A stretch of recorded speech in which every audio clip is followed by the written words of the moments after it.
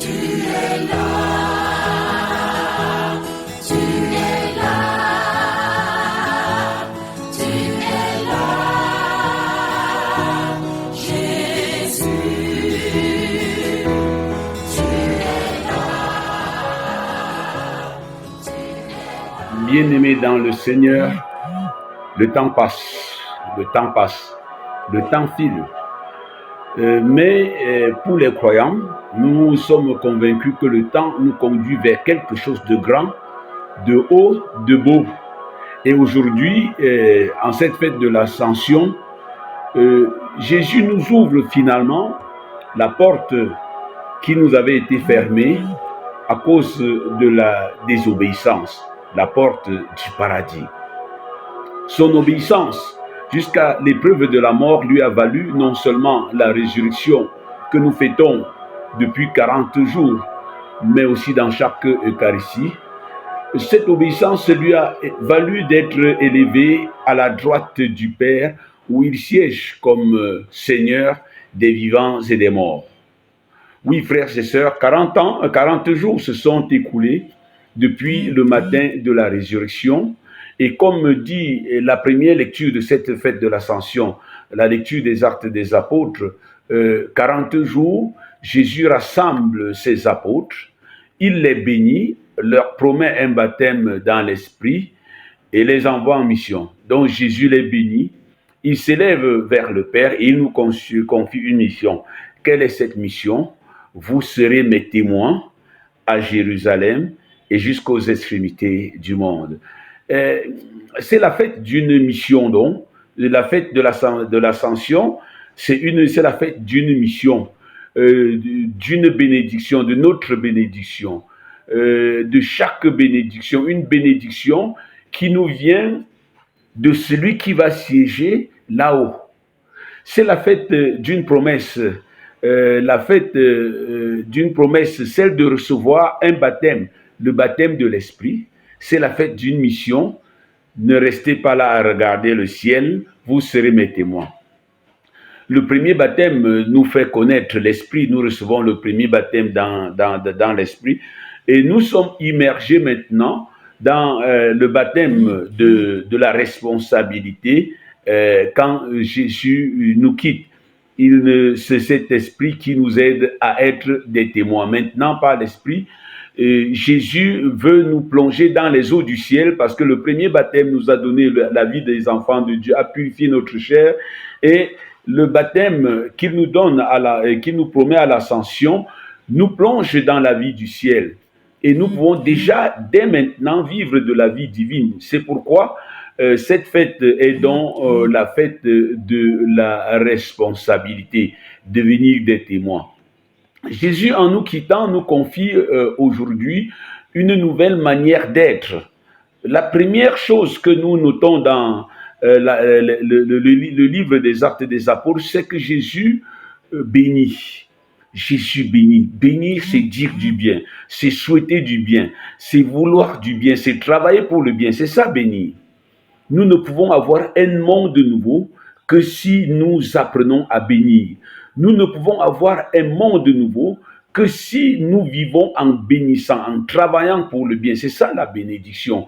Donc, bénir est la plus belle manière de témoigner, de montrer qu'on est né de nouveau, qu'on a connu le ressuscité.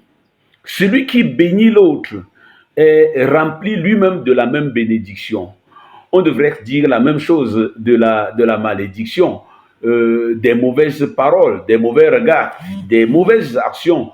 En effet, chaque vase ne déverse que son trop-plein, que ce qu'il contient, et donc aussi ce qu'il reçoit. Si quelqu'un vous maudit, en fait, c'est parce qu'il est d'abord maudit. Il ne peut vouloir vous transmettre que ce que lui-même il est, ou bien il ne vous donne que ce que lui-même il va recevoir. Ce principe est valable, ce principe de vase communicant est aussi valable pour les choses spirituelles. Le royaume dans lequel Jésus nous introduit est un royaume de bénédiction, de bonnes paroles, de bonnes intentions, de bonnes actions. La bénédiction n'est pas simplement ce qu'on dit de la bouche, mais ce qu'on fait. Une bénédiction en abondance. Jésus bénit. D'ailleurs, quand Jésus bénit dans l'évangile de Matthieu, il dit, allez dans le monde entier, baptisez la création, leur enseignant à faire tout ce que je vous ai appris. Et parmi les choses qu'il nous a apprises, il y a la bénédiction, il y a l'amour, il y a le don de la paix. Jésus nous promet le Saint-Esprit. Au départ, la promesse du Saint-Esprit, de la promesse du Saint-Esprit aux croyants, il y a l'envie de nous rassurer que le départ de Jésus n'est pas une démission. Le départ de Jésus n'est pas une fuite. Il quitte physiquement nos yeux, même s'il sera toujours présent par l'Eucharistie, mais la divinité de Jésus, homme, le Dieu fait homme, va quitter la terre, mais il sera présent auprès de nous. Et il nous donne l'esprit avec lequel il a plu au Père. Ainsi, dans notre existence d'homme né de nouveau, nous avons la capacité de travailler pour plaire au Père. Désormais, nous travaillons pour plaire au Père. Voilà l'esprit que Jésus nous donne. Nous commençons ainsi aujourd'hui 10 jours de marche vers la Pentecôte. Nous aurons le temps de venir nous aurons le temps de venir, de revenir sur le don de l'esprit. Et en troisième position, donc, au cours de cette fête, Jésus nous envoie en mission. Allez dans le monde entier, vous serez mes témoins. Et notez bien, à Jérusalem, puis en Galilée et jusqu'aux extrémités de la terre. Jésus commence à nous envoyer en mission où? À Jérusalem. Jérusalem, c'est là où il a été rejeté, là où il a été jugé, là où il a été condamné, flagellé, où il a porté sa croix, où il est monté au calvaire, où il a été tué. C'est là où il nous envoie, aller là-bas. Donc à peu près, il nous promet de revivre le même cycle de sa passion, de vivre sa passion. Mais il nous envoie aussi en Galilée, donc pour nous rappeler la résurrection, quand il dit allez m'attendre en Galilée, je vous retrouve en Galilée. Donc il y a cet envoi en mission, et nous devons apprendre dans notre nouvelle mission à commencer par les Jérusalem. Combien de chrétiens aujourd'hui fuient la Jérusalem, parce qu'à Jérusalem il y a la croix, à Jérusalem il y a le calvaire, à Jérusalem il y a la couronne d'épines, à Jérusalem il y a le tribunal, il y a le Sanhédrin. Il nous envoie en mission. Donc vous serez mes témoins. Puis quand Jésus disparaît aux yeux des apôtres, les apôtres restent là à contempler le ciel. Et pendant qu'ils contemplent le ciel, un ange leur dit, rentrez en ville, rentrez à Jérusalem. Au départ, avec le départ de Jésus, nous voyons naître deux manières d'être en relation avec Dieu. Regarder le ciel et rentrer en ville. Donc, Jésus quitte et les apôtres commencent immédiatement la vie de contemplation. Mais du ciel, donc pendant que de la terre, on regarde le ciel, du ciel, quelqu'un nous dit, descendez en ville. Ce Jésus que vous avez vu partir reviendra de la même manière. Donc, il nous fait comprendre que c'est aussi dans la ville, c'est dans la vie quotidienne, c'est au milieu de nos frères que nous devons préparer la venue de Jésus. Donc, le croyant véritable est celui qui fait l'équilibre entre les deux manières de vivre la spiritualité. La spiritualité, c'est regarder en l'air, regarder le ciel, contempler le ciel, mais aussi travailler, rentrer en ville, rentrer au milieu de nos frères, transformer la ville, être présent dans la ville.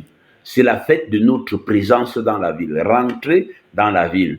Donc, aujourd'hui, il y a comme une invitation à l'équilibre pour que notre vie ne soit pas seulement une contemplation du ciel ou bien une hyperactivité dans la ville, mais qui est la contemplation du ciel et le retour en ville. Donc, un chrétien équilibré, chaque fois, doit prendre les forces du ciel parce que c'est de la montagne. C'est en allant à la montagne que nous rencontrons Jésus, que nous le découvrons, qu'il nous bénit, qu'il nous donne la force du Saint-Esprit. Et quand il nous donne cette force du Saint-Esprit, ce n'est pas pour rester là à regarder le ciel, c'est pour entrer.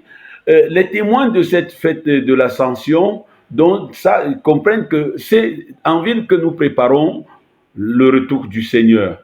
Mais pour bien préparer ce retour du Seigneur, il nous faut des moments où nous rechargeons. Nous rechargeons nos batteries, nous contemplons le ciel. Mais n'oublions pas de rentrer en ville. Chaque fois que nous irons dans la montagne de la foi pour recevoir cette bénédiction, cette force, rappelons-nous que l'ange nous renvoie en ville où nous sommes appelés à être des témoins. Les témoins de cette fête de l'Ascension sont donc appelés à regarder vers le ciel sans cesse, mais aussi à transformer la ville et pour en faire le royaume, un royaume de Dieu. C'est par notre manière de bénir, c'est par notre manière de travailler, de s'aimer le bien, que nous attendons le Seigneur. Ce n'est pas simplement en regardant le ciel où Jésus est parti, ce sera notre maison et nous devons nous préparer à y arriver, mais on le prépare en travaillant la ville. Nous devons donc nous rappeler sans cesse que cette terre aussi, parce que voilà un autre message, si Jésus est parti, c'est pour nous ouvrir les portes du ciel. Et c'est pour nous rappeler que cette terre est belle, elle est très belle. Mais malgré sa beauté, notre maison, c'est là-haut. Nous n'avons pas ici une cité définitive, comme dit l'auteur de la lettre aux Hébreux. Notre cité définitive, c'est le ciel. Le Christ nous y attend. Il dit, je m'en vais vous préparer une place. C'est notre place. Cette terre est belle, mais travaillons en rappelant que nous irons là. Et donc, nous sommes appelés à œuvrer pour les choses éternelles. Ainsi, on comprend l'amertume des apôtres qui, tristes, regardent le ciel, ils ont perdu quelque chose. Chacun de nous a encore quelque chose perdu qu'il retrouvera dans la rencontre avec l'Éternel. Que nous soyons en cette fête de l'Ascension des habitants de la terre et des contemplateurs du ciel, des transformateurs de la terre afin de garantir notre place dans le ciel. Bonne fête. N'oubliez pas de vous abonner à notre page et de partager massivement ces vidéos. La parole de Dieu doit être connue. Loué soit Jésus-Christ à jamais. Tu es là.